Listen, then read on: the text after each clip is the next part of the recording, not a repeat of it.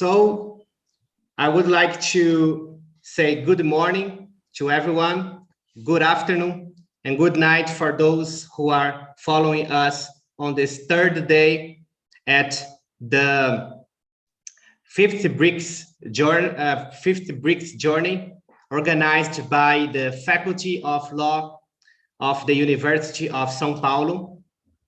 Today, we are going to dedicate this panel to the topic of research in BRICS approaches, subjects, and institutions related to BRICS research. This morning, we have the honor of presenting you 4 different speakers representing the countries of Russia and India. First speaker will be Professor Alexander Sergunin, who is Doctor of Political Science and Professor of the Department of World Politics in the Moscow State Institute of International Relations, as well as Professor of the Department of Theory and History of International Relations at St. Petersburg State University. Also, we have here the honorable presence of Professor Maria Lagutina. She is Associate Professor of Political Science at the World Politics Department from the School of International Relations of St. Petersburg State University. And we also have the honorable presence of Valeria Gorbacheva. She is a researcher at the Center for Asian Strategy in the Institute of Economics within the Russian Academy of Science and director at the National Committee on BRICS Research in Russia. And the Professor Rajan Kumar, he is Associate Professor at the School of International Studies from Jawaharlal Nehru University in New Delhi. He also taught at different universities, both in Russia and as well as in the United States.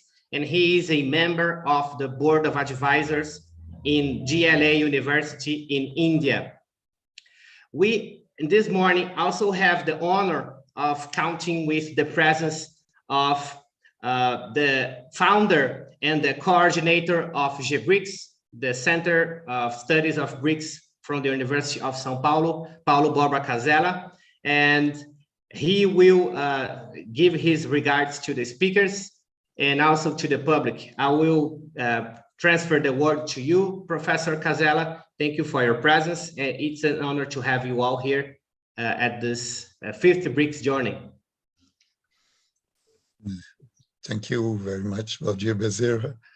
And my best greetings to all attendants to this 5th BRICS seminar in 2021. It is something which we are very glad to have each and all of you with us again. And this is the 2nd year that we have to do it due to the circumstance of the pandemics on the remote online devices. Hopefully we can go back to person, viva voce participation next year, depending on the circumstances. But as far as we can, for the time being, it is important to keep things going and to go ahead with this joint research, this exchange of views and experiences, and to be together. I have growingly convinced that we need to get more closely acquainted among the 5 BRICS countries, and also to make the BRICS more knowledgeable, more familiar to larger audiences, not only in our own 5 countries, but also in other countries as well. So be welcome and have a good session of work. I will just be glad to have all of you with us this morning and this afternoon. Thank you. So thank you for the initial words, Professor Paulo Casella. I would also like to add to those who are watching us in the IBRA China channel in YouTube that you will have a form that will be placed under the video, a link where you can confirm your presence, as well as a link there, a form where you can send your questions. In case we don't have time at the end of this panel to answer your questions, we will redirect them afterwards to the speakers so that they can reply to you in time about your doubts regarding the topics here discussed. So I will initiate the panel giving the word of the first to Alexander Sergunin. Alexander Sergunin, you have the word now. I would also make the comment to the speakers to try, of course, as much as possible to keep the speech between some 20 to 25 minutes. Thank you all very much. And we will initiate this panel so with the speech of Alexander Sergunin. Thank you very much, Valdir, for kind introduction, and thank you very much, Professor Casella, for inviting me for your annual BRICS conference. And I'm happy to be here either virtually or physically, better physically than virtually, but I hope that that happens at some point. Okay, let me share my screen and presentation. Can you see it? We can see. Okay. So the topic of my presentation is BRICS research in Russia, organization, problematic, theoretical approaches. Research objective of my paper is threefold.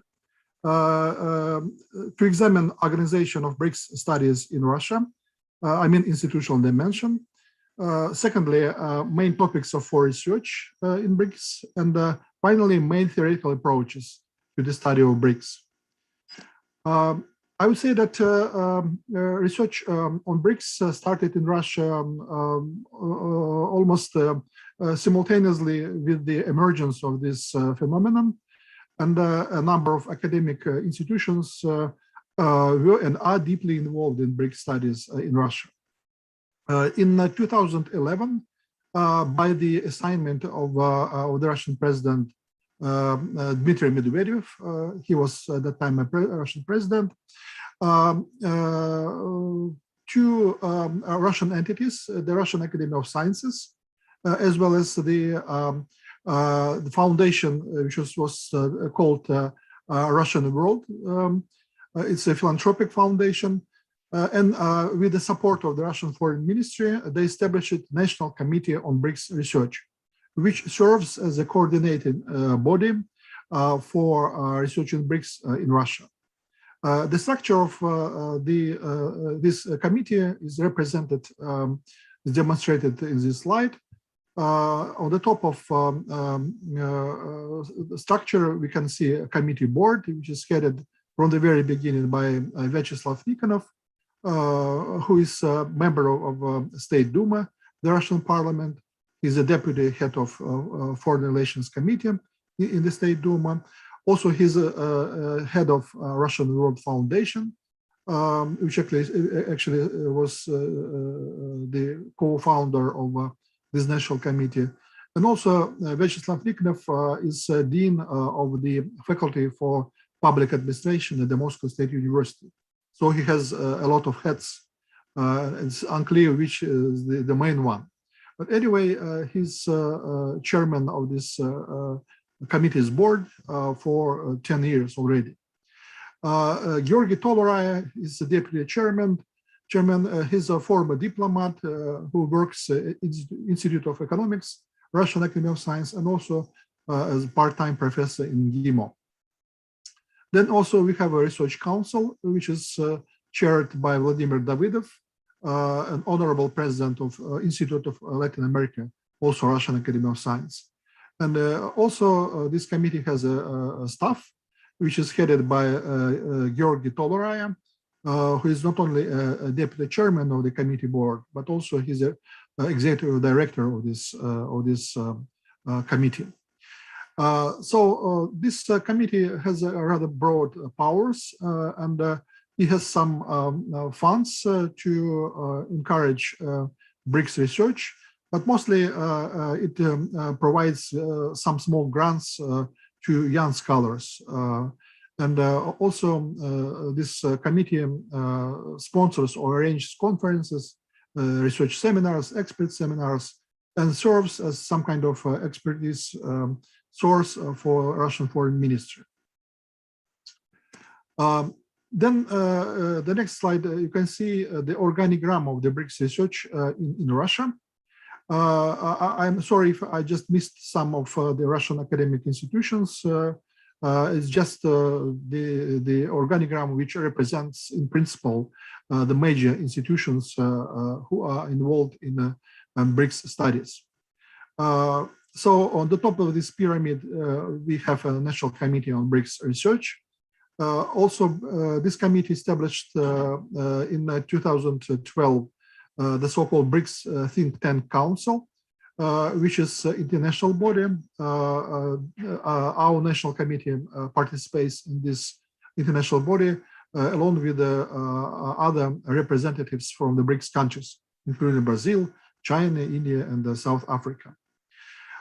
As for the structure of BRICS research in Russia, we have three types of institutions or three types of entities which do research on BRICS.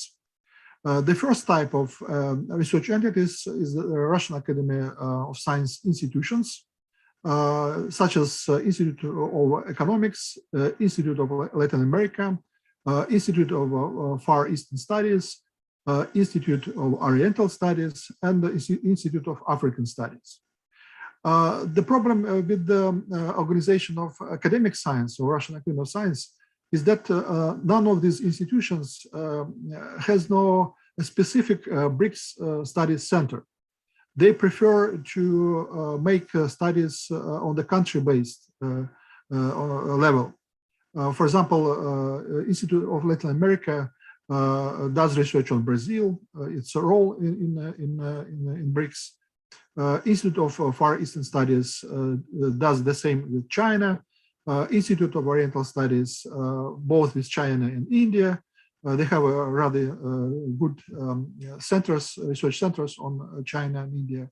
And Institute of African Studies does the same on the South Africa and the role of South Africa within BRICS.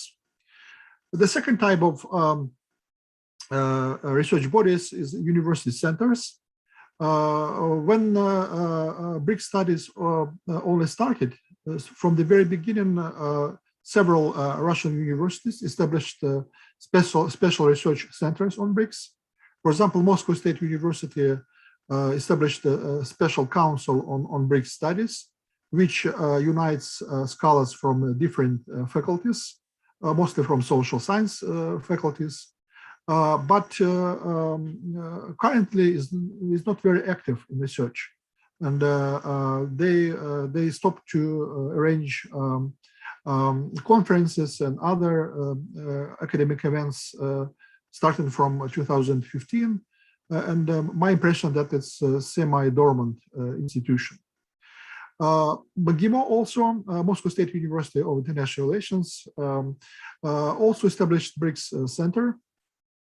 And in contrast with the Moscow State University, it is active center, but it mostly specializing on economic cooperation within BRICS, and also does some legal studies on BRICS. Also, this center studies foreign policies of BRICS countries and Russia's role in BRICS. The Russian Academy of National Economy and Public Administration has a special center for international organization studies. Along with BRICS, they also study G20, G7, and other formal and informal international institutions. Actually, to the date, they produce the largest volume of research on BRICS. Occasionally, they publish special issues in Russian journals, especially in the journal which is titled the Journal for International Organizations Research, edited by Professor Larionova.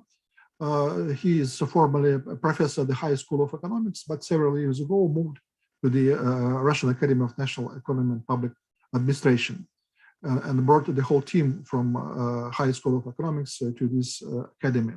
And also, she still edits the above mentioned journal. Other universities also have some small research centers, but not specifically on BRICS, but just mostly country-based research, like, for example, the High School of Economics, like my university, St. Petersburg State University. We have, for example, Center for Ibero-American Studies, which mostly does research on Latin America and Brazil, its role in BRICS.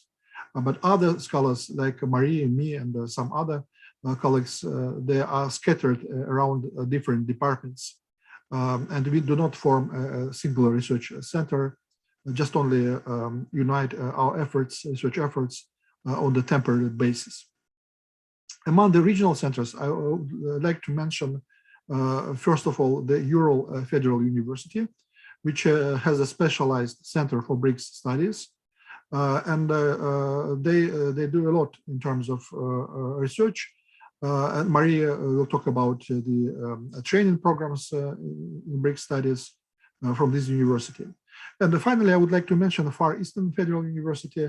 This university has no specific or specialized center on BRICS studies, but several professors, they do that kind of research, including Victoria Panova, who moved from Moscow State Institute of International Relations several years ago. And currently she's a vice rector on international affairs. And actually she serves as some kind of informal coordinated center for BRICS studies in the Far Eastern Federal University, which is located in Vladivostok. For the obvious reasons, this university mostly does research on China because they are neighbors. Finally, we have the third type of research bodies, which is independent, or at least on paper, independent think tanks, including the Russian Council of International Affairs, which is, serves as a think tank for the Russian Foreign Ministry. Then we have an international discussion club, Valdir, which is close to the presidential administration. For example, President Putin likes to deliver some programmatic speeches during the Valdir sessions. Recently, just a week ago, he again made a speech at the Valdir convention in Sochi, in the southern part of Russia. Also, we have a Council for Foreign and Defense Policy, which also produces some papers on BRICS from time to time, and Politics Foundation, which is again headed by Vyacheslav Nikonov. As I mentioned, he has several heads. So one of them is being president of Politics Foundation. That is the structure of BRICS research in Russia. Let me move to the second part of my presentation, the most popular themes or problematic related to BRICS. I would say that the most popular theme is BRICS as a platform for economic and financial integration. And most of research which is done in Russia on BRICS related to economics and financial studies. One more priority is the BRICS scientific and technological cooperation. Then BRICS educational cooperation, which will be covered by Maria soon. Also, quite recently, Russian scholars, they started to pay attention to BRICS security cooperation in terms of anti-terrorist cooperation and so on, organized crime, transnational organized crime, and so on, cyber crime and other themes which fall into this problematic. A lot of research is done on BRICS countries, foreign policies, I mean individual BRICS countries, and bilateral, multilateral relations between the BRICS countries. For example, almost all centers which I mentioned above, they do research on China's foreign policy, on India's foreign policy, Indo-China relations, Sino-Russian relations, and so on. And finally, there is a theme which is of minor interest for many Russian scholars. It's a marginal theme, but this is the theme which exactly we do at the Faculty of International Relations at St. Petersburg State University. BRICS as a subject of international relations theory. You probably know that we had a 3-year project on this issue. A team of 5 of us, 2 of them have been present here, and 3 other colleagues, Natalia Yermina, Yana Aleksyutina, and Valeria also participated in this project. And we traveled to Sao Paulo, and we have a very good recollections both about research environment here, and also, of course, about Brazil, Sao Paulo, and other beautiful places. Okay, and finally, the third part of my presentation is theoretical approaches to studying BRICS in Russia. Since neorealism is the dominant international relations paradigm in Russia now, the most popular theories they belong to this paradigm. Among them, I would mention the so-called power transition theory, which pays attention to different types of states, the so-called status quo states, revisionist powers, and in contrast with the Western scholars who interpret foreign policy behavior of BRICS countries as the revisionist one. The Russian scholars, they insist that there is a third type of powers which can be called reformist powers, because the BRICS countries, they wouldn't like to change radically the rules of the game in the world politics. But on the other hand, they don't like status quo because they're not satisfied with the current status and position of these countries in the international relations system. So reform of the international relations system rather than radical revolution or radical change, that's the main purpose of BRICS countries, according to power transition theory. Also, multipolarity theory is quite fashionable in Russia. And according to this theory, BRICS is just one of the poles of the power, and the pole which helps to keep a balance in world politics, and does not allow to emerge a single pole to be a single superpower, I mean the United States. And also BRICS is interpreted by this theory as some kind of counterbalance against G7, against the most powerful, most developed nations in the world. Finally, among the neorealists, we have a so-called hegemonic stability theory produced by famous American scholar Gilpin, Professor Gilpin, who actually came not from international relations theory, but from international political economy. And those Russian neo-realists who like this theory, they also come from economics, not from political science. According to this theory, if we have a hegemon who establishes rules of the game, that international relations system or international economic system is stable. But if we don't have a hegemon, then there is a chaos in international relations in general and international economic system as well. So BRICS is seen as some kind of hegemon, and within this hegemon we have another one, China. So this theory treats or perceives international relations system as a Russian Matryoshka doll, where BRICS is the first Matryoshka, the biggest one. Then we have the smaller Matryoshka, this is China, and so on. And quite interesting theory.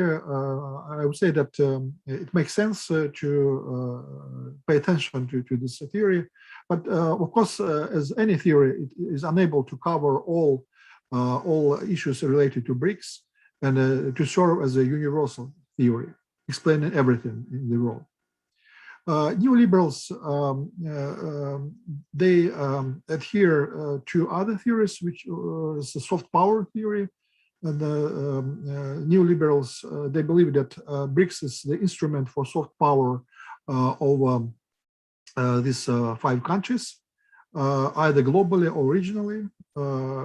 But that kind of reading of soft power concept is quite different from the original version of this theory from Joseph Nice's theory, because in contrast with the Nice theory or version of soft power theory, Russian proponents of this theory, they believe that economic power should be counted, should be included into the concept of soft power. Which is unacceptable for Joseph Nye, who believes that only humanitarian dimensions of public diplomacy can be brought into the soft power concept. Liberal intergovernmental approach, which explains why nations cooperate, even if they have a different system of government and a different socio-economic systems, different national interests, different religions, different ideological underpinnings. So for this part of Russian scholars, liberal intergovernmental approach perfectly explains why so different countries like China, Russia, Brazil, India, and South Africa cooperate with each other, or able to cooperate with each other. And according to this theory, most impulses for international cooperation come from inside, from domestic politics, and then these impulses they are being processed by national elites who find motivation to cooperate with foreign countries. Since my presentation comes to conclusion, let me just briefly mention that, for example, the globalist paradigm prefers the so-called peaceful coexistence concept, which also explains, like liberal intergovernmental approach, why different countries they can not only coexist but also cooperate with each other. But it's a bit more radical theory, which tries to link BRICS to sort of a liberation movement in the world, and tries to present BRICS as some kind of instrument of national liberation movement from neo-imperialism, from American domination in the world, and so on. So this is quite a radical school, and it's a marginal school currently in Russia.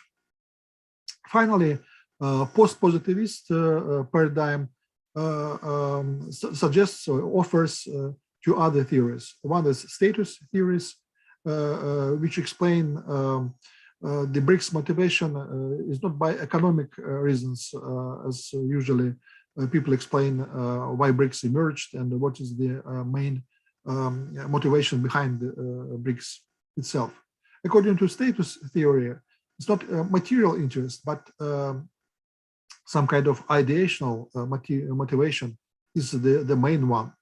And according to this theory, BRICS is helpful in elevating international statuses of these 5 countries, either regionally or internationally or globally. So this theory believes that all these 5 countries, they try to use BRICS to strengthen their positions, again, either regionally or globally, and bring them to different international institutions and elevate its status. For example, India and South Africa and Brasilia, according to this theory, they hope that BRICS will help them to become United Nations Security Council members and so on. And finally, one more post-positivist theory, which represents BRICS as a global transnational region, which may be not exactly geographically close to each other. I mean, the countries, the members of BRICS grouping. But in fact, the level of cooperation between them and the level of interest in this mutual cooperation is that this transnational, maybe virtual or network type global region already took place in the framework of BRICS. This theory is a part of the so-called new regionalism theory.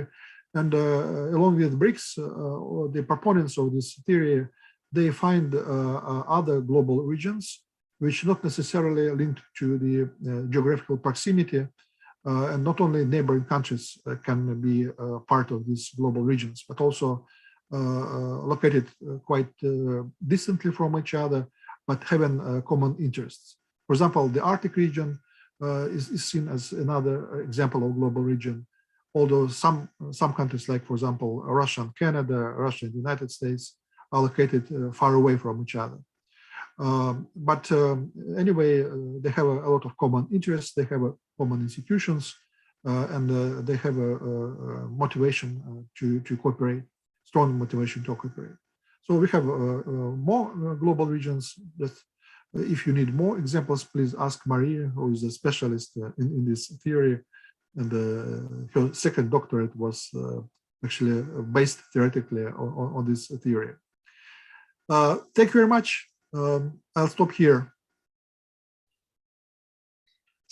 Well, thank you, Professor Alexander Sergunin, for the opening speech at our panel today, providing us the presentation of a wide spectrum of institutions and also approaches and problematic involving the research of BRICS in Russia, more specifically, what is discussed in the country about BRICS research in many varied forms.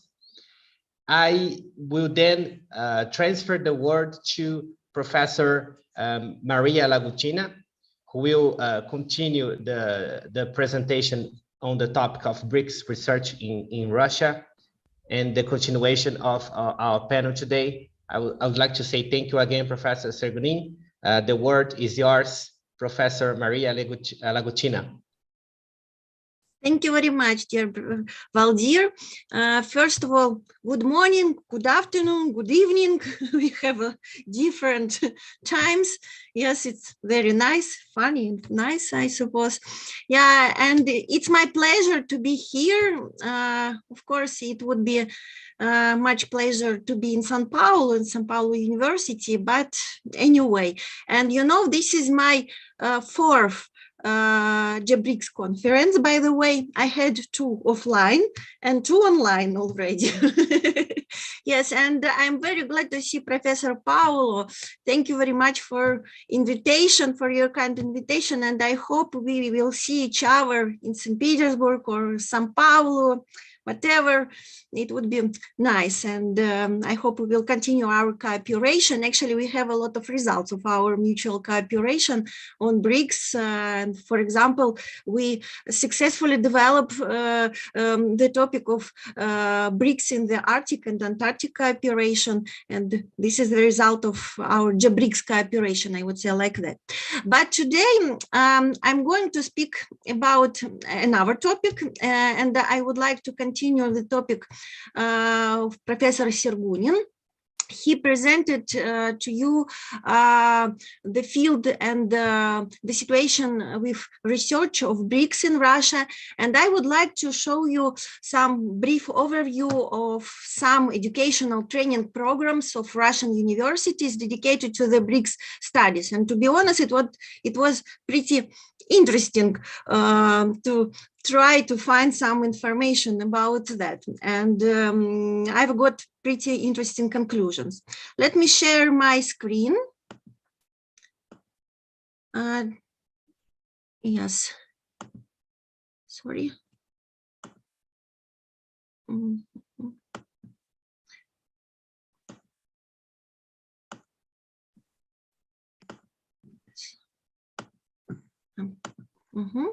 Do you see my presentation?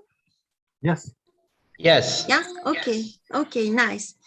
Well, Russian higher education and the place of BRICS studies in the system of Russian higher education. Firstly, I would like to clarify the key term of my presentation. This is BRICS studies, and the definition, official definition of this term, you can find on the official site and then in the official documents of BRICS Network University. And I took this definition from these documents, and you can see that it concludes several points, yeah, like socioeconomic and social-political development of BRICS countries, transnational relations among BRICS countries and global issues, and finally, human condition and intercultural communication issues in BRICS countries.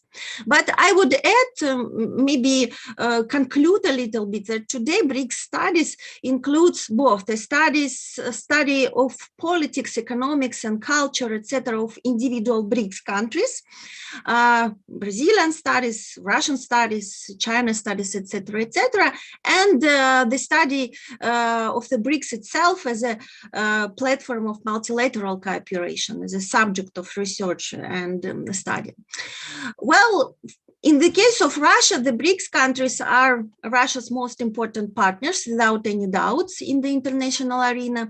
And in this regard, there is a need to prepare today, to prepare highly qualified specialists in international relations who can work in various fields related to the cooperation of Russia with the BRICS countries and carry out comprehensive research into these countries. In recent years, issues related to the activities, different spheres and different aspects of activities of BRICS have become very popular, to be honest, among Russian undergraduate and graduate students. And in Russia, they actively defend PhD dissertation on the role of BRICS in world politics and economics. Moreover, not only Russian students, I should say, but also students from our countries, mainly from China, of course, but we have a lot of students and PhD students from Brazil, India as well, who come to Russia's university and study various aspects of cooperation between the BRICS countries. And personally, I took part in several PhD defenses on BRICS issues at my university, in St. Petersburg State University, and in some others. And it seems that it's topic pretty popular. I think it's possible to single out three main levels or directions of training specialists in Russian university on BRICS issues today. You can see on the slide all of them.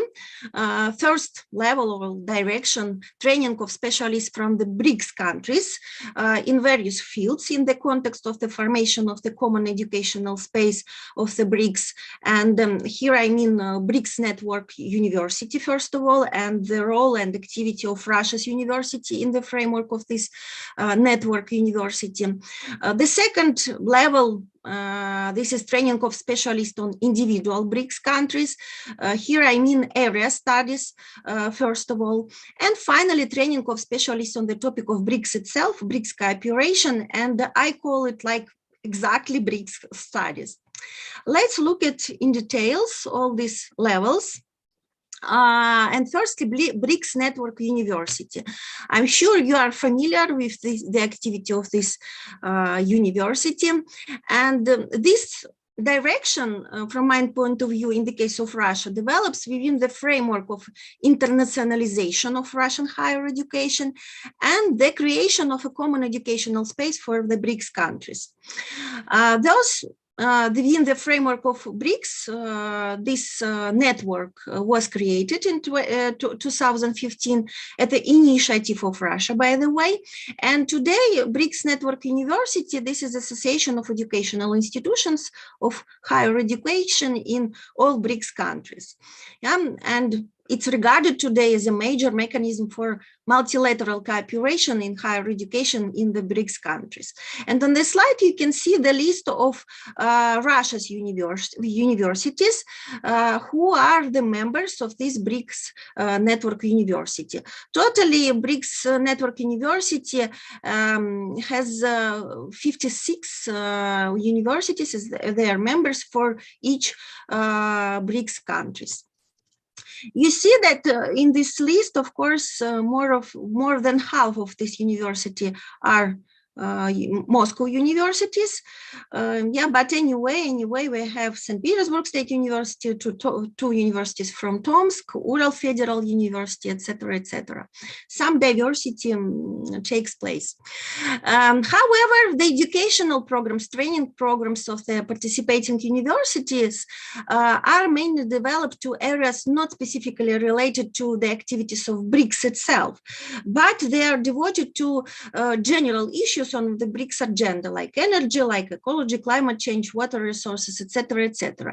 Meanwhile, in the list of the thematic priorities of BRICS Network University, we see as well BRICS Studies. However, not all Russian universities from the list above are developing this direction. And I try to find some programs, some master programs in the case of each Russia's university from the list.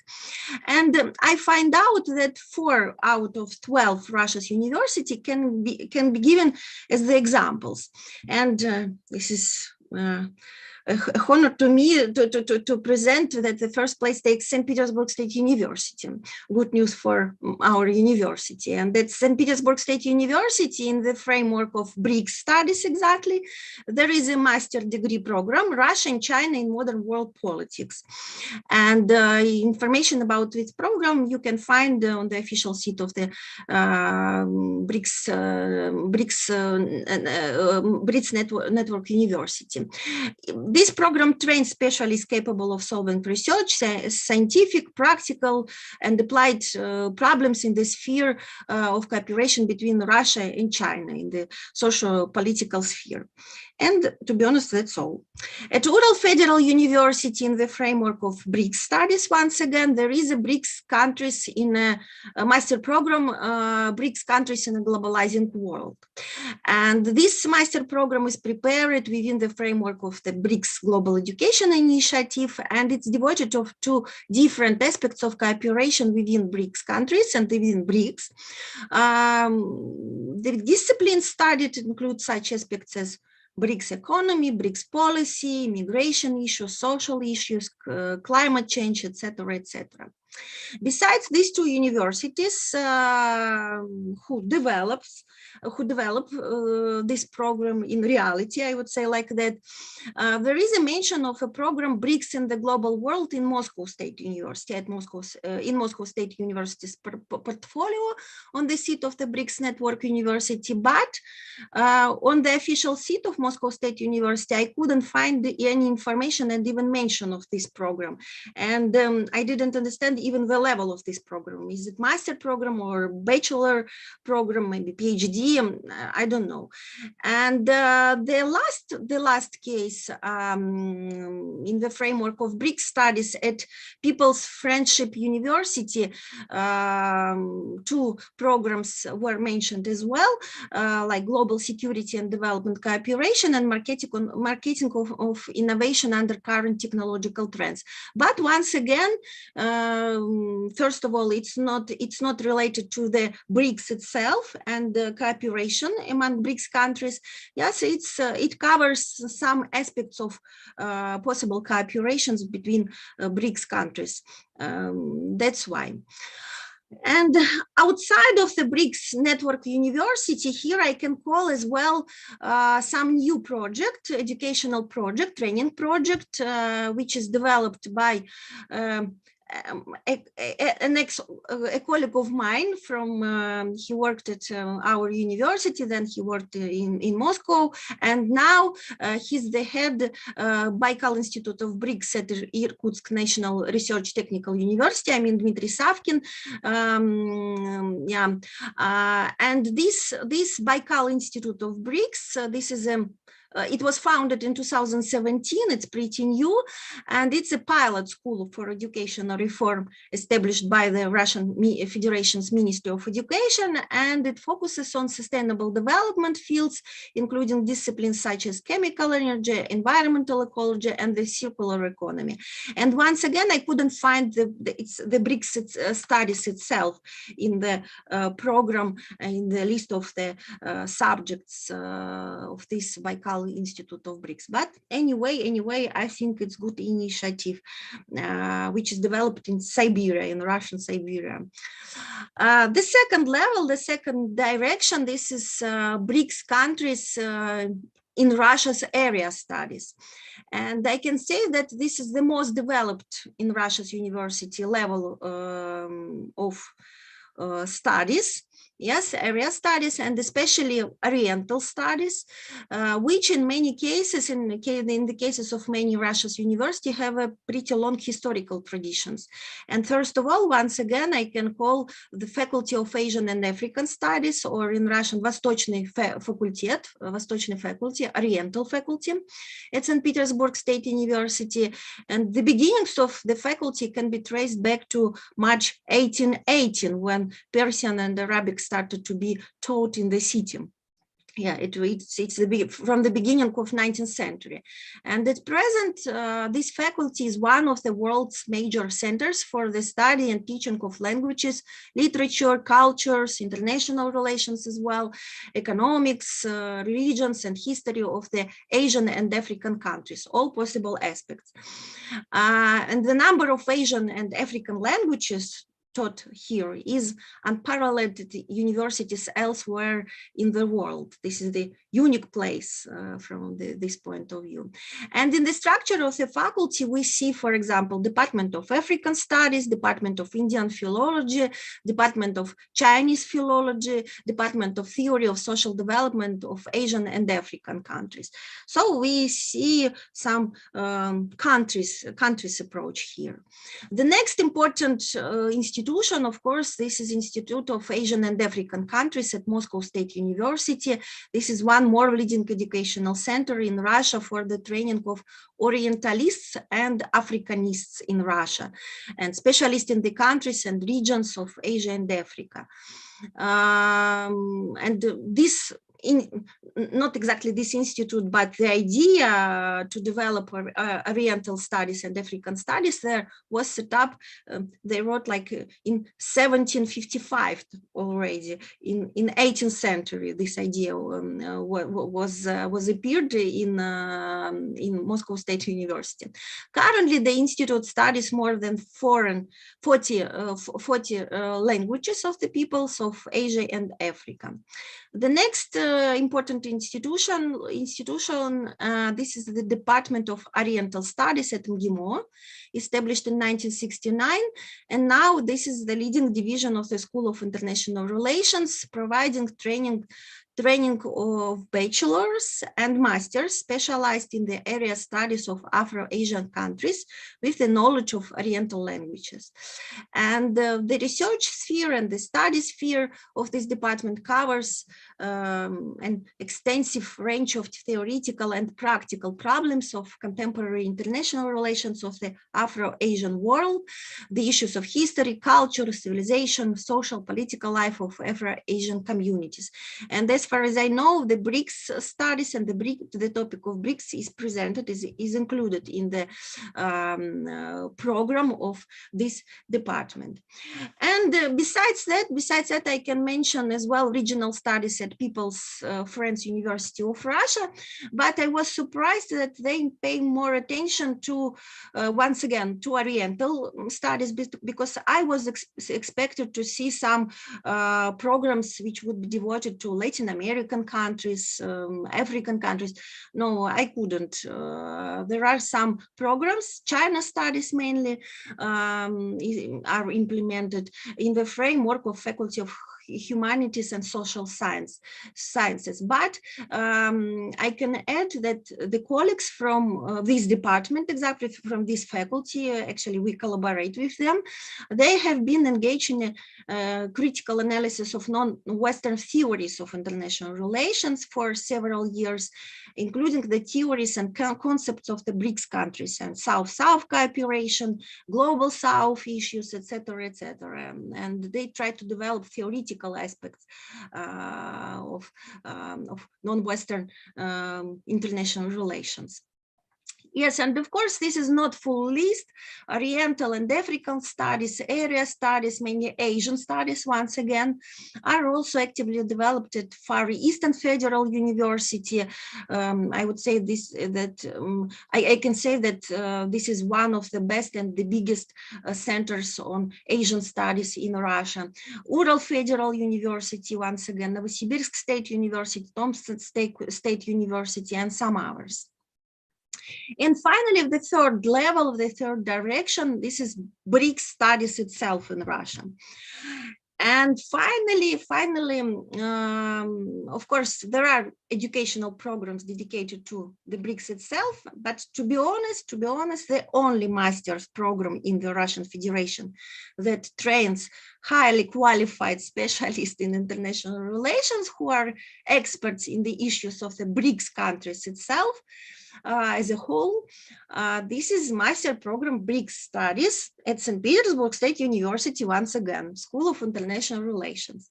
It focuses both on the study of BRICS as a whole and on a comprehensive study of individual countries and regions, China, Brazil, Russia, India, and South Africa. On the slide, you can see the head of this master program, Professor Viktor Heifetz.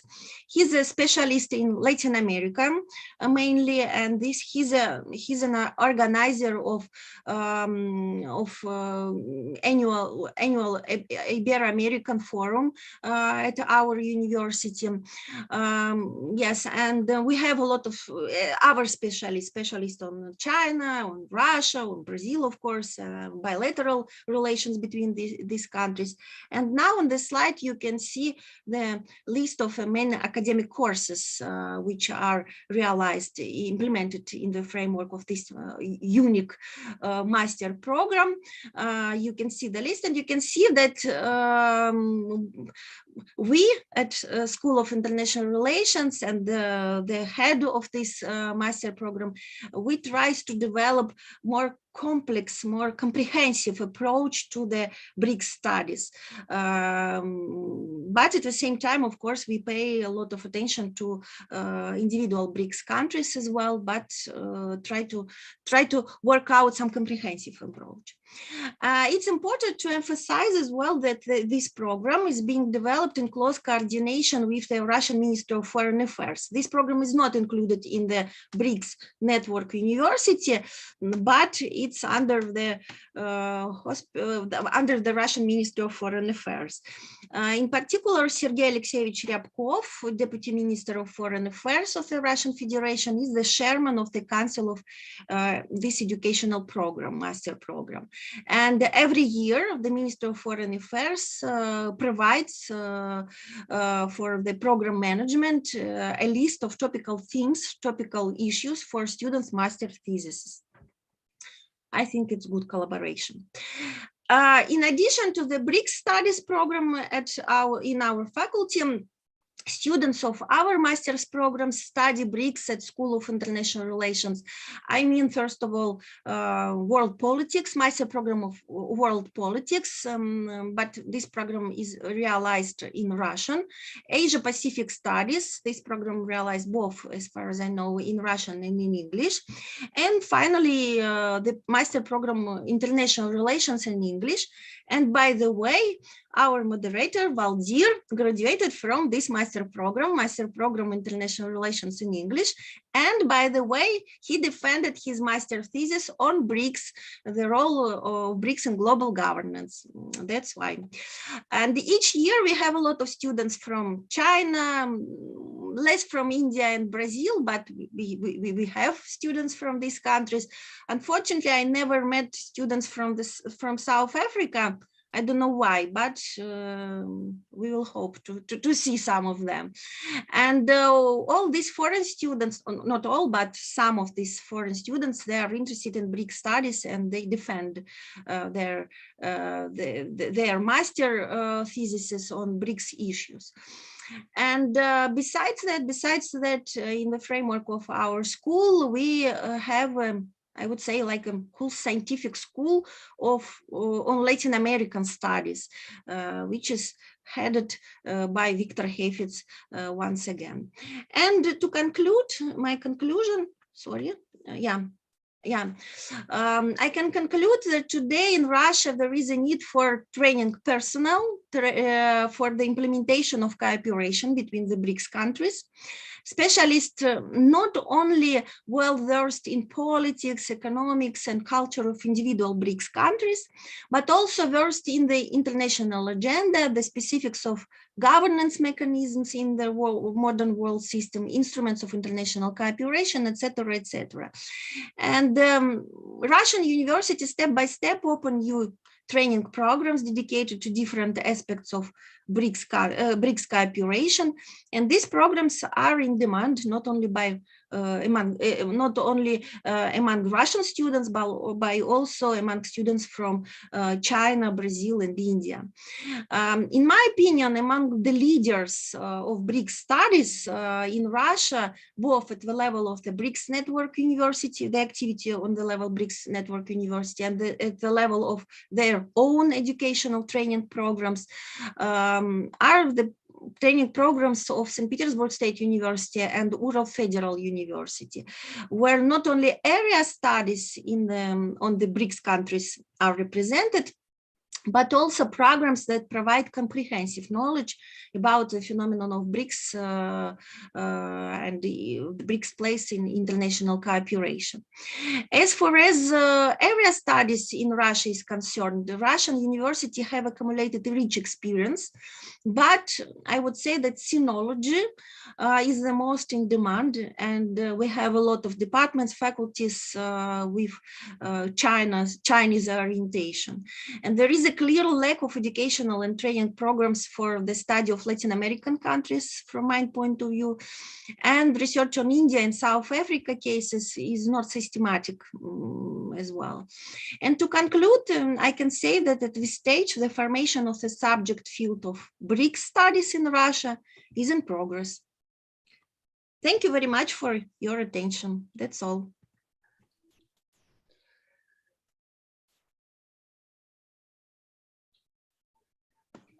Thank you, Professor Maria Lagutina, for your speech.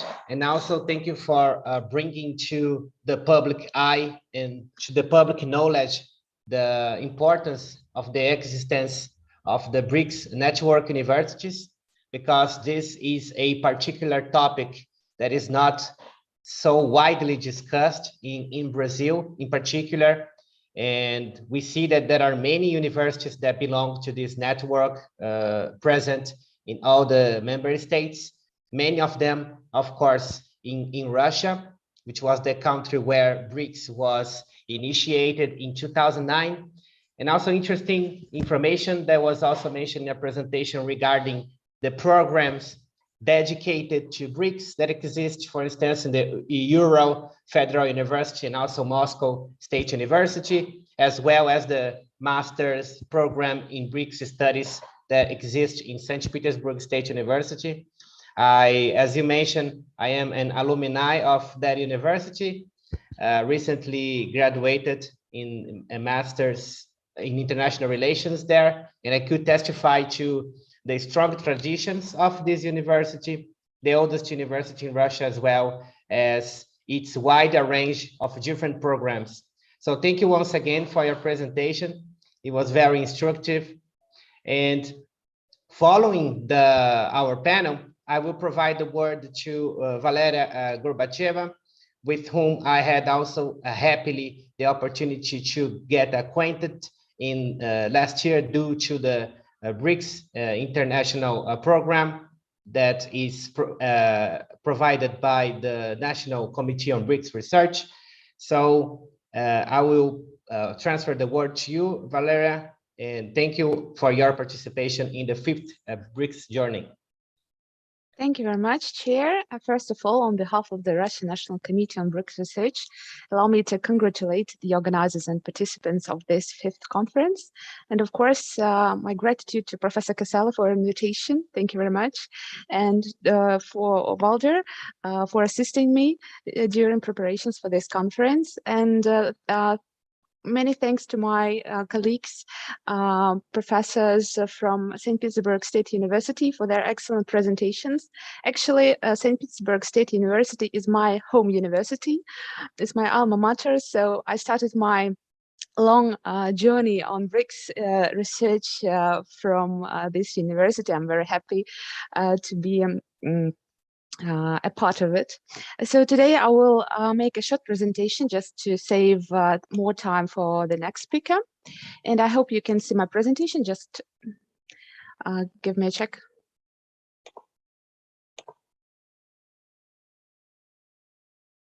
Yeah, Valdir, yes, can you see it? Yes, we can see Yes. our presentation. That's great. So many thanks to Professor Sergunin for presenting us in a very proper way. Just a few words on who we are. The National Committee for BRICS Research. We have more than 100 experts all over the world on a permanent basis who are working with us on analysis, on making different analytical reports, organizing conferences and different programs. And of course, our mission is to promote Russia's position and its experts' assessments internationally and to coordinate the activities of leading research organizations and experts regarding BRICS. Another important mission is that during the Russian BRICS chairmanship, we are an integral part of all main expert activities. And last year, we also was those who were the organizers and the main research analytical think tank who coordinated and formed the first BRICS Expert Council under the auspices of Minister of Foreign Affairs, who assisted with the other ministries for preparing analytical reports and expert assessments for our chairship.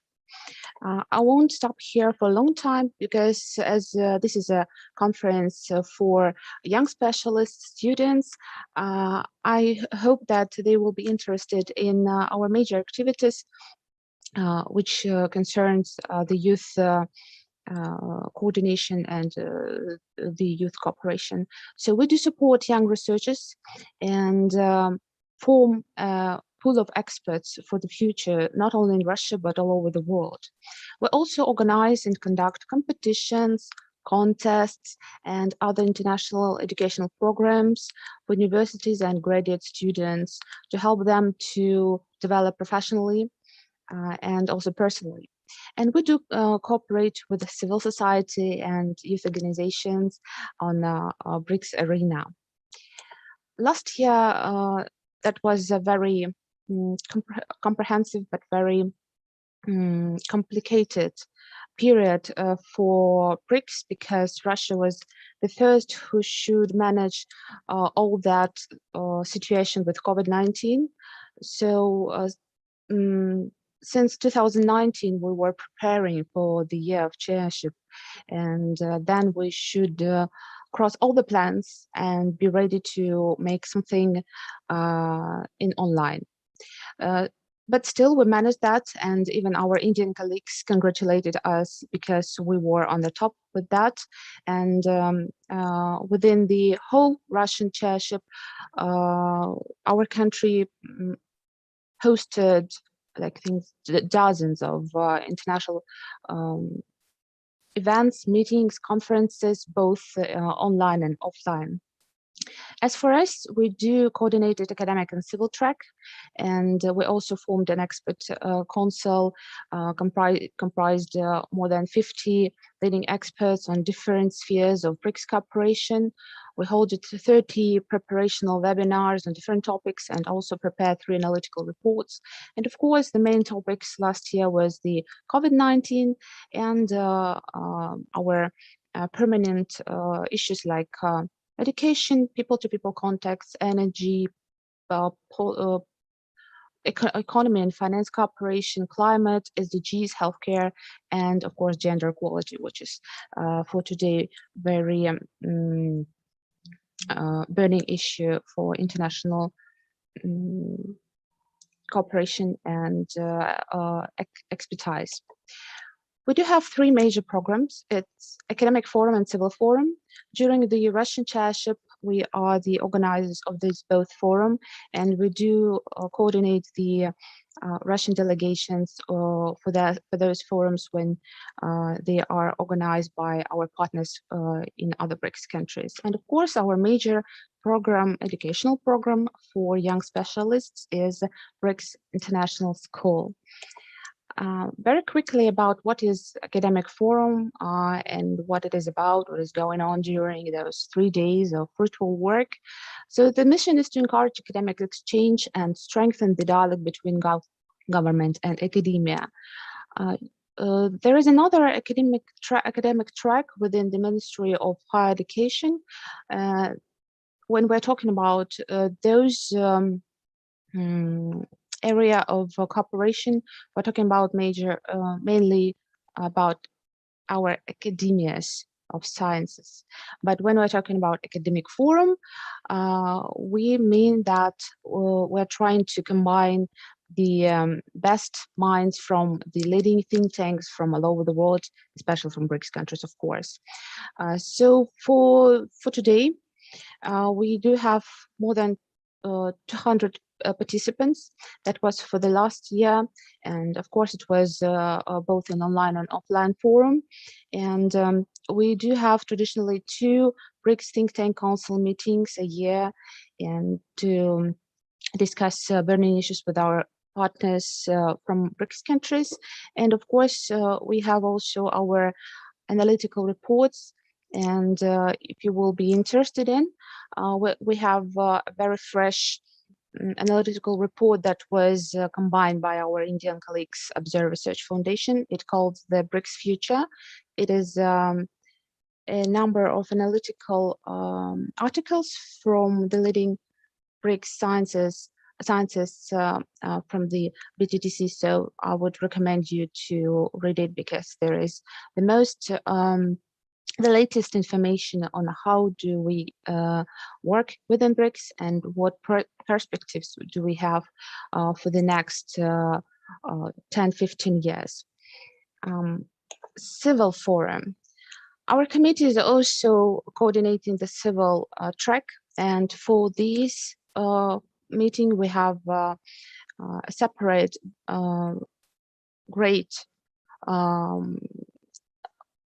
comment team, and this forum was launched by Russia in 2015, and its mission to consolidate the citizens' priorities for the BRICS agenda, as well as to present civil initiatives within BRICS. It also has 3 days work, and last year it was a record for us. We joined 450 participants on this forum. That was the maximum for all years, and within the civil BRICS process, we have permanent 8 working groups in Russia. So here they are, and if somebody of you represents civil society and you are interested in collaborating in each of these spheres, you may contact us, and we have to prepare for the next BRICS chairship in Russia that will take place in 2024. And finally, the BRICS International School, and I'm happy to see here Valdir, who is the alumni from our program. This program was initiated in 2017. I looked up the other programs and I participated in additional meetings that are also known as a school. So we realized that we need something like that for Russia to present our country, to form a positive image, but also to expand a pool of young leaders from BRICS countries and to develop them professionally. Our mission is to identify the most promising projects and research papers to enhance practical cooperation among youth from BRICS countries. And in some years, we do organize special contests for those practical projects and research papers. We do organize a comprehensive course of lectures by leading Russian and foreign BRICS experts. We organize workshops and masterclass for them, for the participants, and we try to facilitate their future contacts. So those who are the alumni of this program, they're trying to keep in contact after the program is ended. Usually we do that for 6 days. And last year we got 80 participants online and invited more than 60 experts. And of course, before the pandemic, that was a very nice idea and a chance for our friends from BRICS countries to visit Moscow, to get acquainted with our leading ministries and think tanks, and of course, Russian Sherpa Sergei Rybkov is one of our leading lecturers, and usually he opens this program with a special lecture. And we do have a lot of communication and a lot of masterclasses during this program. And even pandemic situation didn't ruin all our plans, and we've got a very nice school last year, even online. This year, you still have an opportunity to apply for the BRICS International School 2021. If you are aged from 18 to 35, it is free of charge. The working language is English, and it will be completely online. So please, the deadline for applications is November 20. You just need to fill in a registration form and make a short video telling us why do you want to become a participant of this program. So I may stop here, and please, if you're interested in further communications, please add us in Twitter and follow me in Facebook and Instagram, just to be sure that we will continue to cooperate and to make more interesting projects in the future. Thank you very much for your attention. In the name of BRICS and in the name of our viewers, I would like to thank you, Valeria Gorbacheva, for your presentation, for bringing also the works that are done through that were done through the framework of the last Russian chairmanship of BRICS, the existence of the academic forum and the civil forum that is elaborated by the National Committee, the importance of bringing the civil agenda, as you mentioned, to the discussions of the BRICS politics. This is very, very important. And also, I would like to give emphasis to the fact that these events, these forums, they are also a platform, as you also mentioned, of exchange between academics in the BRICS countries, which is also important, and the communication between academy and government, which sometimes is very complex, very complicated. So whenever we have initiatives to help ease this path from academy to government, it is also very interesting. And also, I was an alumni of the BRICS International School. I could testify to its quality, to the number of topics that were covered in this event. Last year, we had an online event. Nevertheless, it was very instructive and very important for all the participants to have listened to the experts and specialists that were invited to this event. So in the following, I will now give the word to Professor Rajan Kumar, and now we will have the opportunity to get acquainted to the view of the BRICS research from the point of view of an Indian specialist and knowing more about the state of research in BRICS in India. So Professor Rajan Kumar, I would like to also thank you once more for your participation in the 5th BRICS journey of the University of São Paulo. And I will provide the word to you and you can have your presentation at this point. Thank you. Thank you. Thank you so much, Valdir, Bezerra, Professor Paulo Casella. Thank you for giving me this opportunity to interact with not only our esteemed panelists, but also the larger audience who are watching us. I would also like to thank the great panelists who gave a broad outline of Russian perspective, Russian research centers, especially Alexander Sergunin, Maria Lagutina, and Valeria Gorbacheva. Thank you for giving that background, and that helps me. Many of the institutes and many of the names that you mentioned during your presentation, they're familiar to me. Let me tell you that, I've been to Sao Paulo, and very interestingly, I'm working on a book on BRICS where I have authors from Magimo, Oksana Khartinova. She is writing a chapter for us.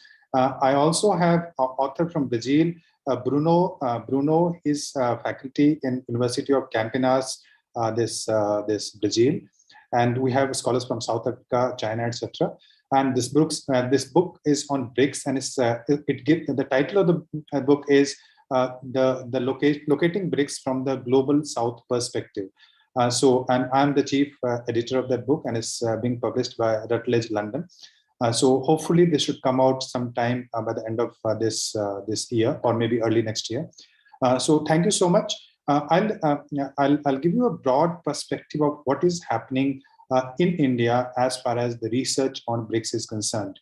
And first, we do not necessarily have the structure as Russia has. As Professor Sergunin pointed out, that Russia has a national committee, then Russian Academy of Sciences, University, and think tank. So we do not have any national center for research committed to BRICS, but yes, we have very developed university system here, and think tanks, private think tanks, and some of the think tanks which are funded by the government and also funded by the corporate and other people.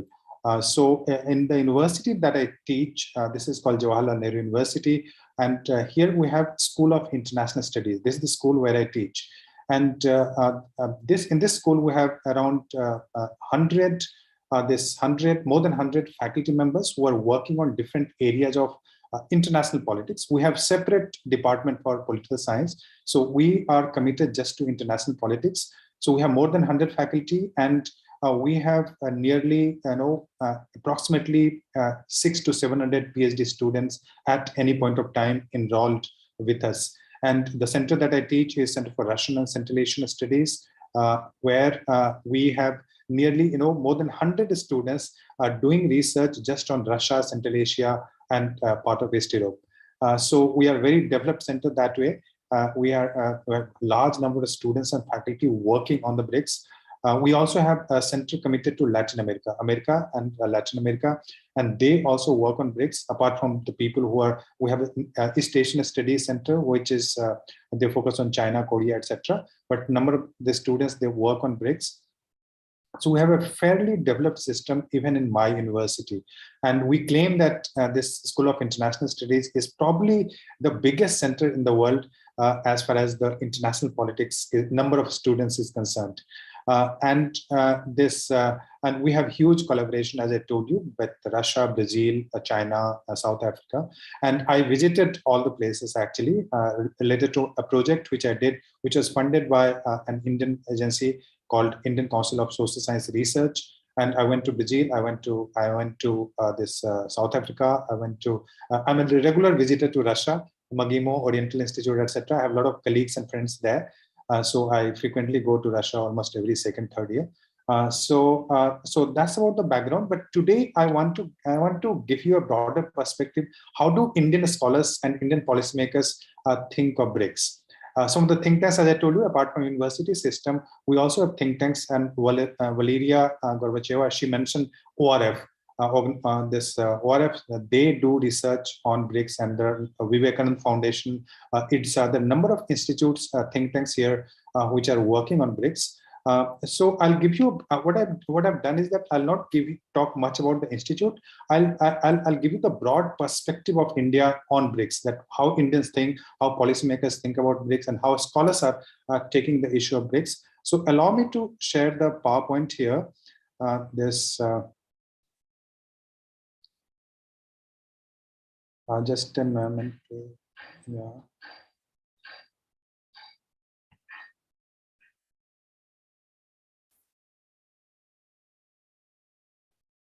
Can you see my PowerPoint here?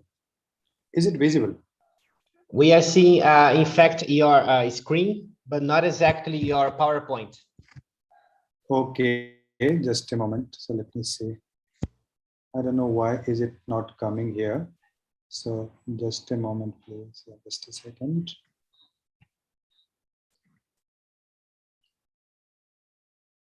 Probably another screen was shared in its place. Is it visible now? Not now. Not now, yeah. Okay, so let me speak without sharing, because let's not waste our time. I have very limited time. What? Just a moment, region share. It's still not showing, right? Okay. Is it showing? No. No, not showing anymore. Okay, now it's coming, right? Yes. Okay, lovely. Thank you.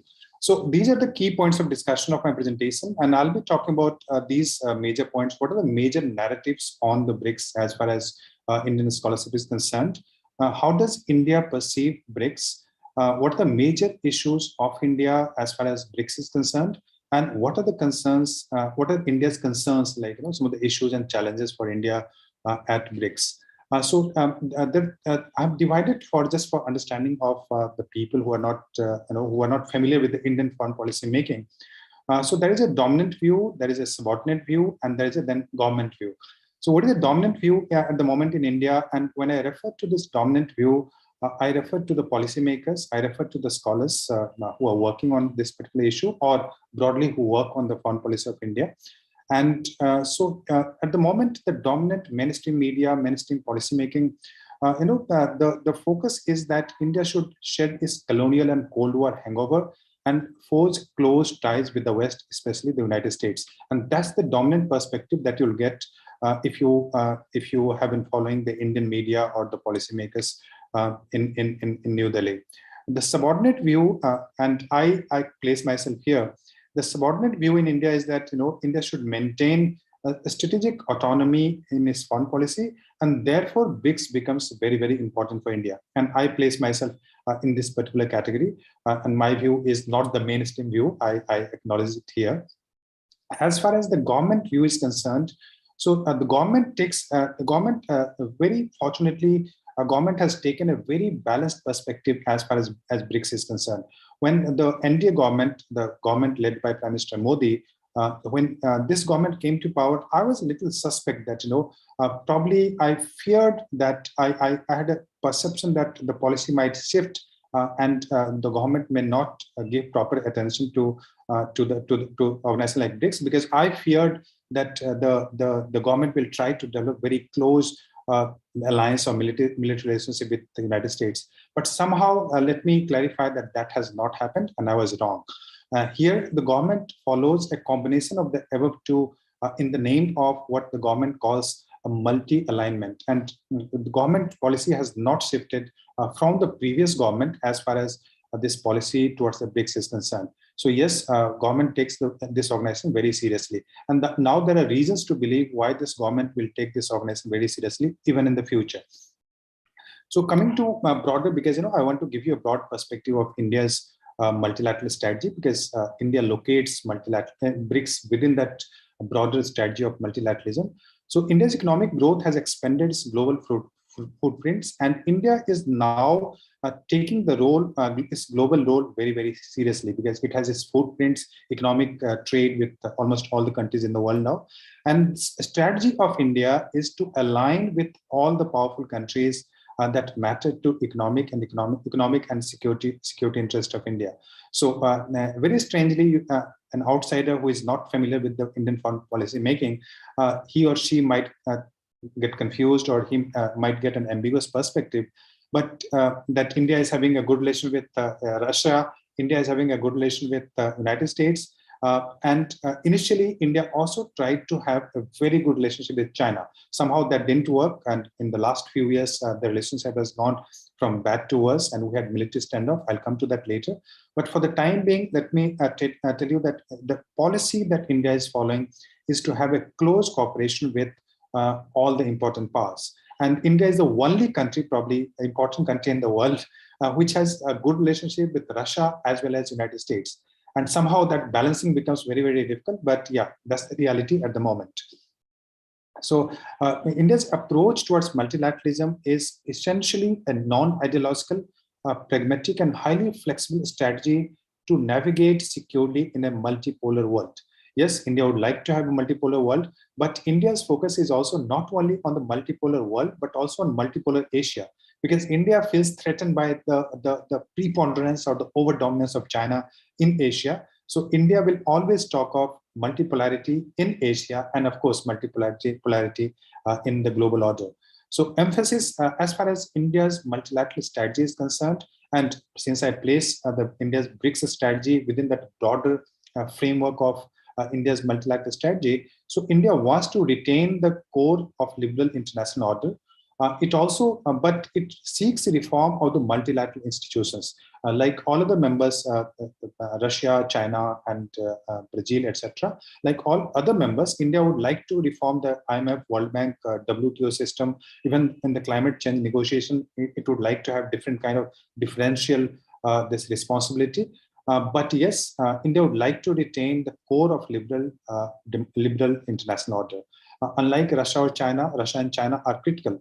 Putin's speech, Putin's interview at Financial Times, before 2 years back in Tokyo, I remember that he dismissed the idea of this liberalism. But as far as India is concerned, despite we have a very hardcore nationalist government, but even this government has pursued the idea of liberal international order, so that it would like to retain, but with some balancing reforms, etc. India wants to forge close ties with the United States and Russia, and to the extent possible, India's strategy is always trying to check or trying to protect itself or restrain Chinese behavior, because China takes the BRI. India is not a member, as you know, and India also fears the fact that that China has been dominated in the neighborhood of India, which it considers as a zone of influence. So there we have a number of issues with China. Recently, we have border issues with China. So those are the issues, and India's multilateral strategy is definitely geared to restrain China in some way or the other. But the policy is balancing Russia, China, and of course, United States. So that's the larger geopolitical game that India is trying to play in the international politics. Yes, India remains a dominant player in South Asia, but unfortunately, as far as the multilateral strategy is concerned, India is yet to develop a robust multilateral framework or the regional framework for multilateralism in South Asia. SAARC there is an organization, SAARC, but SAARC is not very effective organization. And BIMSTEC, we have other organizations, but those organizations are also not very, very effective. So in the regional, and since Chinese influence is growing in Bangladesh, Pakistan is already part of, is already under the influence of China. So Afghanistan now is coming under the influence of China. Iran is under the influence of China. Sri Lanka is coming, Sri Lanka, Maldives. So India is getting worried about the increasing Chinese influence in South Asia. So the complexity of India's multilateralism, why India cannot commit itself to the Western liberalism, there are two paradoxes that kind of create hurdles for India, obstacles for India. One is that the paradox of his vocal commitment to liberal international order coexists with an equally powerful impulse to to retain close ties with Russia. India, as I told you, that right from the policymaker to scholars to university professors and all, they all recognize the importance of Russia, and they give, they do not want to trade Russia with any other country. Despite the American pressure to have military ties with United States, India is not willing to do that. In fact, Russia is the only country where India is not coming under the pressure of United States, even when it wanted to buy very sophisticated weapon system like S-400 anti-missile defense system. So US wanted to pressurize and to bring India under CAATSA Act, but India kind of negotiated, and now some kind of wave, probably India has been waived from that kind of act, sanction act, etc. So India's multilateral commitment, the second paradox is that is compromised also due to security dilemma that it faces in its neighborhood, emanating from the Beijing and Islamabad nexus. And somehow India feels that China is trying to create a proxy. China is not willing to fight the war directly with India, so it creates a proxy in the form of Pakistan, and Pakistan creates problem for India through what India considers the terrorist attacks, etc., and the support to Jammu and Kashmir region, where the Pakistani military is also supporting in through the different organizations. So in the regional security architecture of India in the region, Russia remains a vital player, and given its influence on Eurasia, West Asia, and China, India would like to retain very close ties with Russia, of course, and it's not going to compromise. I can tell you for sure in the near future. So India's larger geopolitical strategy is to keep Russia neutral and US on its side to overcome the visible military asymmetry that it has with China. What strategy does it pursue as far as this geopolitical strategy is concerned?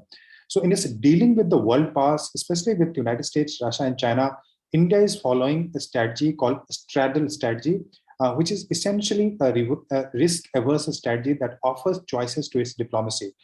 In the last 2 decades, if you see the kind of organizations that India has joined in the last 2 decades, so it has joined a Quad. Quad is this quadrilateral security dialogue, and that with the United States, Japan, Australia. And at the same time, it also joined BRICS, and at the same time, it also joined Shanghai Cooperation Organization and G20. Of course, India is a member of that. So what kind of strategy India is trying to follow?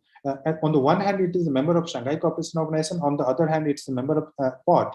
So it might appear very contradictory, but as I told you, that it is following a policy of balancing, where it would like to have a very close ties with the United States as well as Russia. That maintaining that kind of relationship becomes a challenge for India. It becomes very, very difficult. But yes, that's the strategy that India is trying to follow at the moment.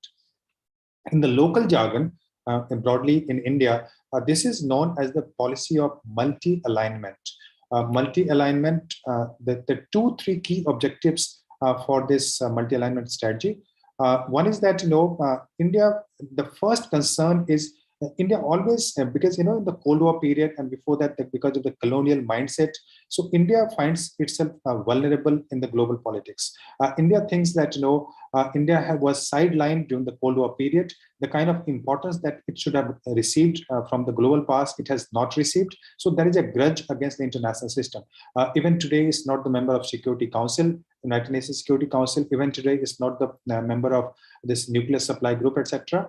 G7 is not a member. So because of that, India feels that the Cold War politics is still playing some role in the post-Cold War period. And the Western countries have not been very favorable to India as far as recognize the importance of India is concerned, given its population and now economic growth, etc. So Cold War period, in the Cold War period, the quest, it was the quest for strategic autonomy led India to pursue a policy of non-alignment and brought it closer to the USSR.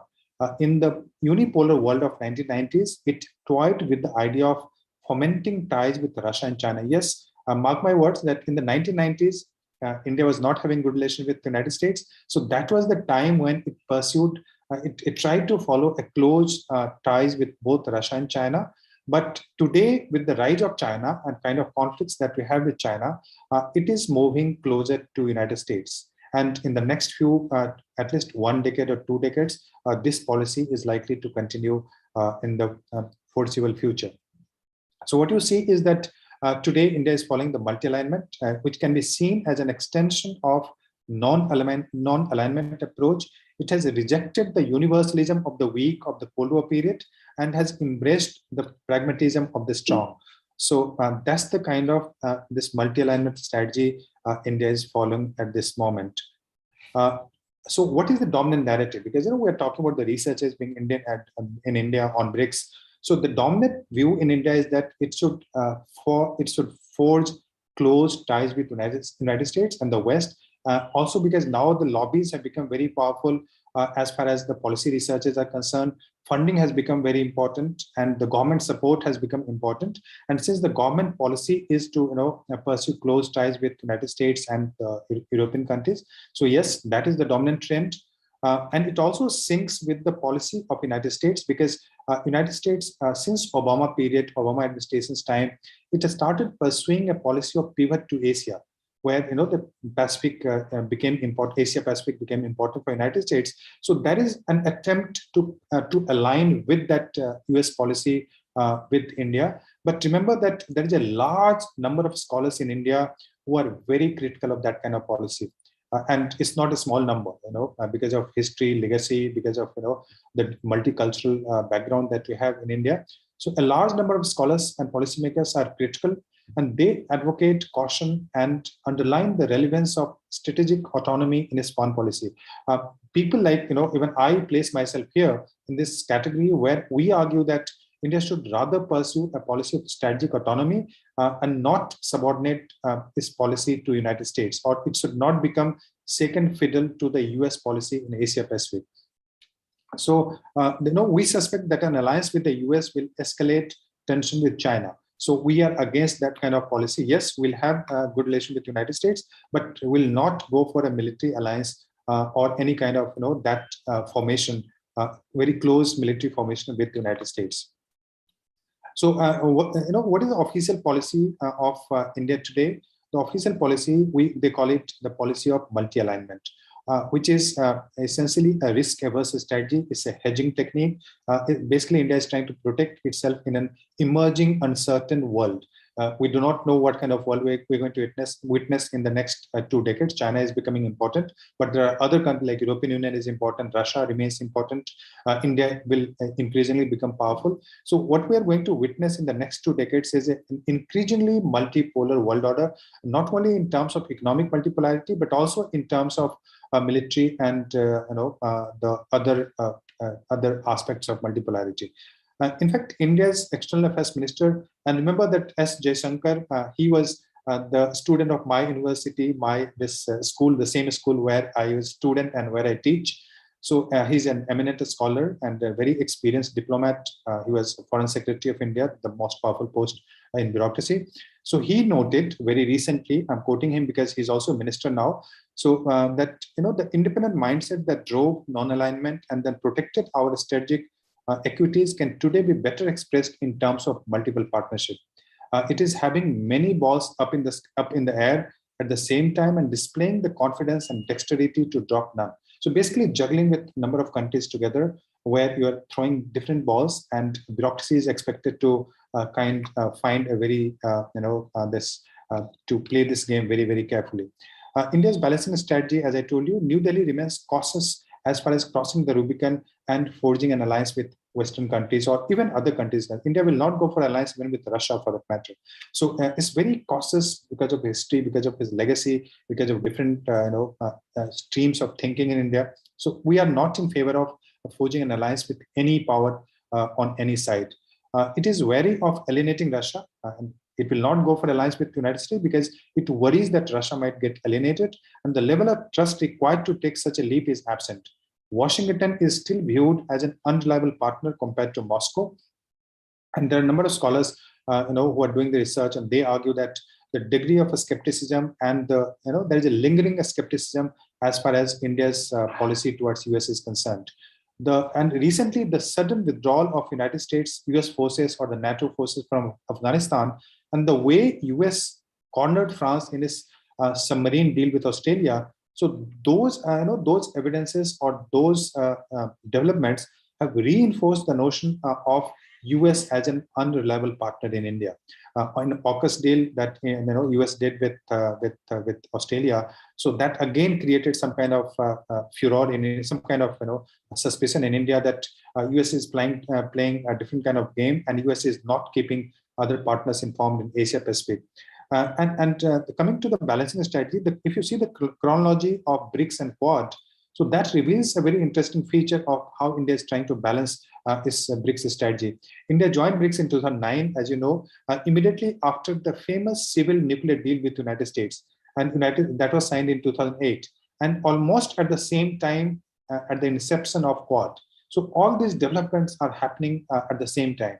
So what does this show basically? What is the what kind of strategy does it follow? So basically, India is following a balancing strategy as far as this India's foreign policy is concerned, or India's BRICS strategy is concerned. What are the norms espoused at the BRICS by India? So India supports non-intervention in domestic affairs.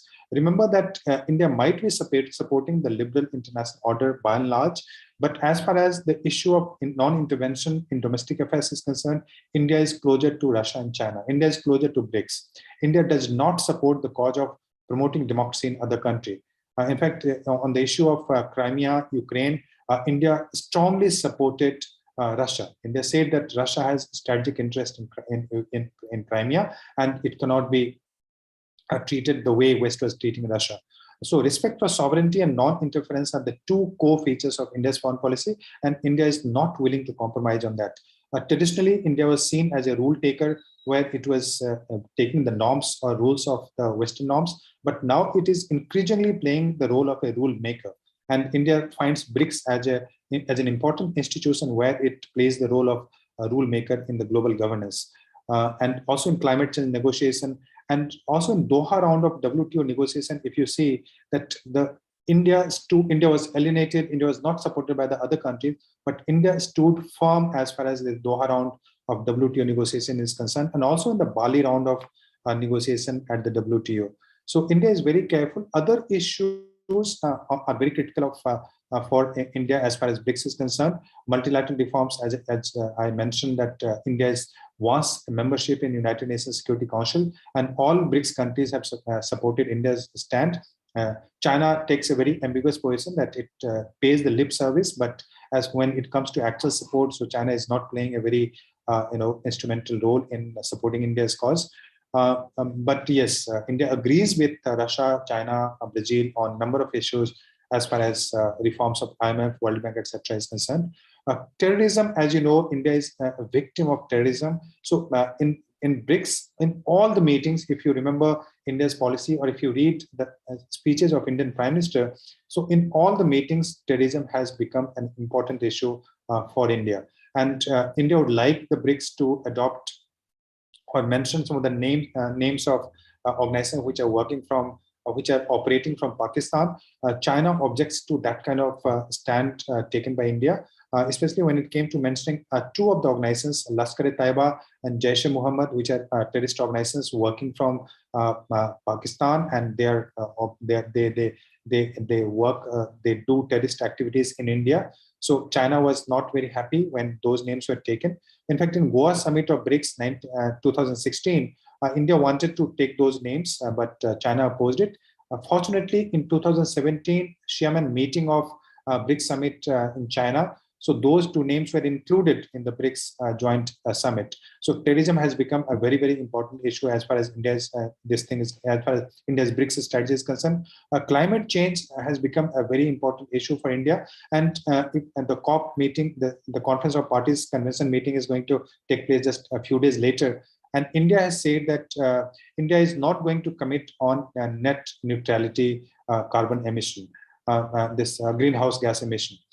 India will not commit the year. India is not willing to commit that by what year is going to get the net zero emission of that greenhouse gases. But yes, it is willing to commit in other ways. It is willing to cut down its carbon emission by 33% by 2030 or something. So it is willing to take the responsibility without India's per capita carbon this emission is even 50% of the global average. Because of the population, India is talking of now per capita emission. We cannot, because the Western countries have already taken the advantage. So India says that it cannot follow the Western procedure, etc. There's also a dispute as far as carbon market is concerned.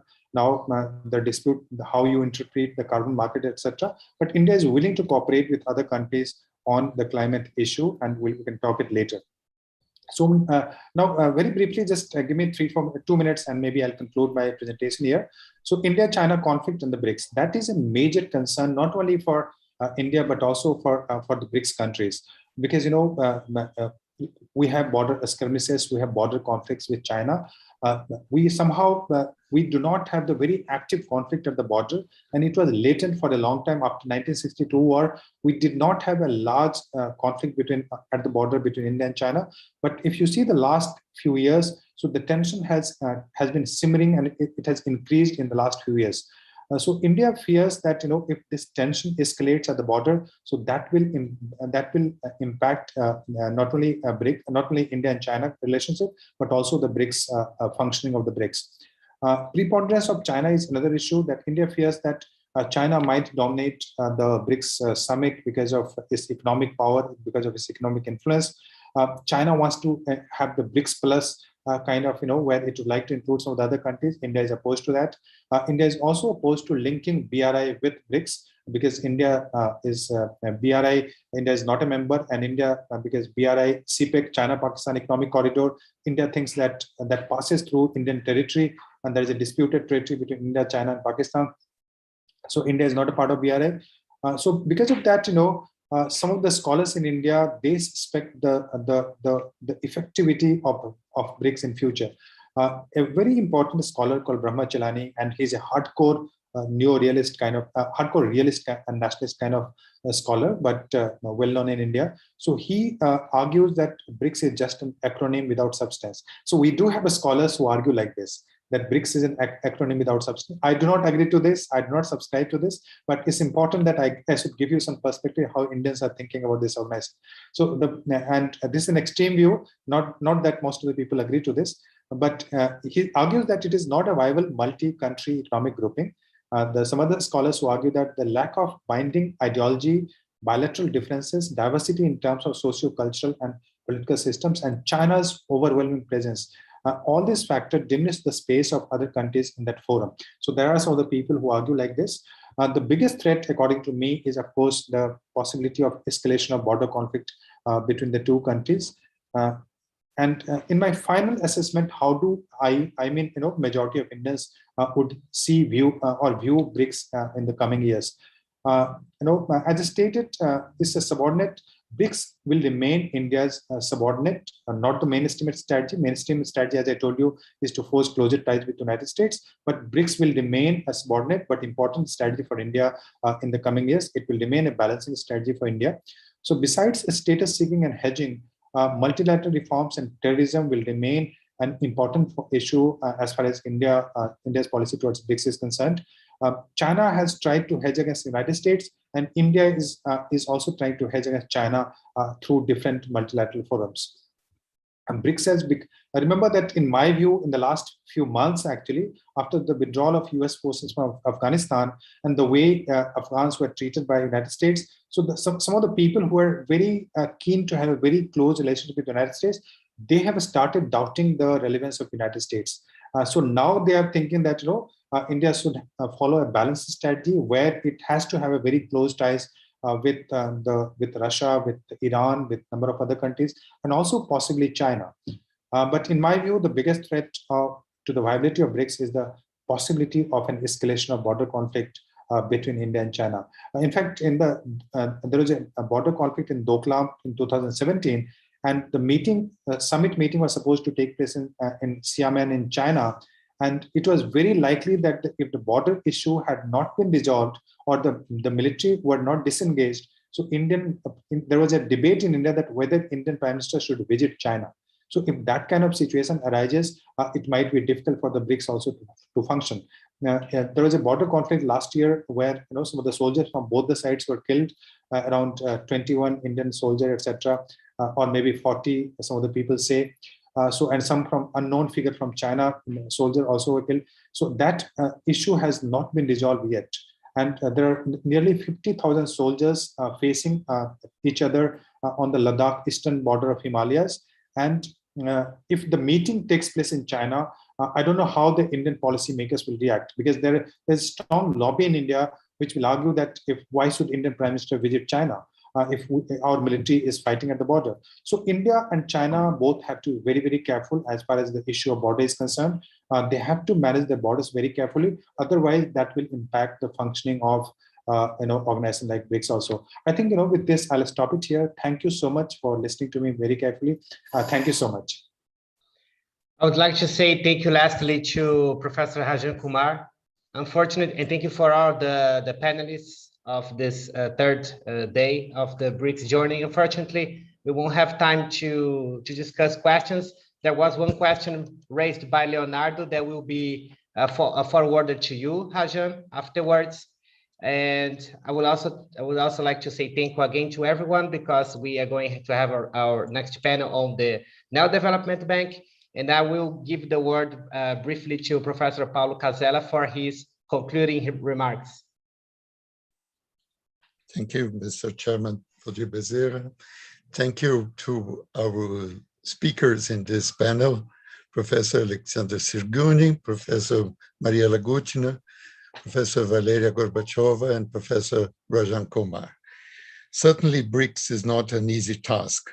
Each of our countries are very complex, and the differences are not a weak point, but I would say that is what makes BRICS interesting. And this is something which we have to think together upon and to reflect upon. And concerned that the United States might be an unreliable partner, Professor Kumar, is something which I could quote to you a former president of Mexico, Benito Juarez, who long ago stated that poor Mexico, so far from God and so close to the United States. So this is exactly the purpose of a multipolar world. And this is something which we have to learn how to build, and to be in the possibility of developing. And all the fronts and all the initiatives that are already going on. The Russian colleagues have made a very impressive display of programs and institutions that were working. This is a lesson to be taken into account by our other BRIC countries as well. Thank you so much, and have the continuation of our program. Tonight, the ambassador of India will make a presentation in our seminar, and we are very glad to move on with the program. Thank you so much, and hope to join you in the next panels. Thank you. Thank you so much. Thank you. Muito obrigada. Thank you. Thank you. Obrigada.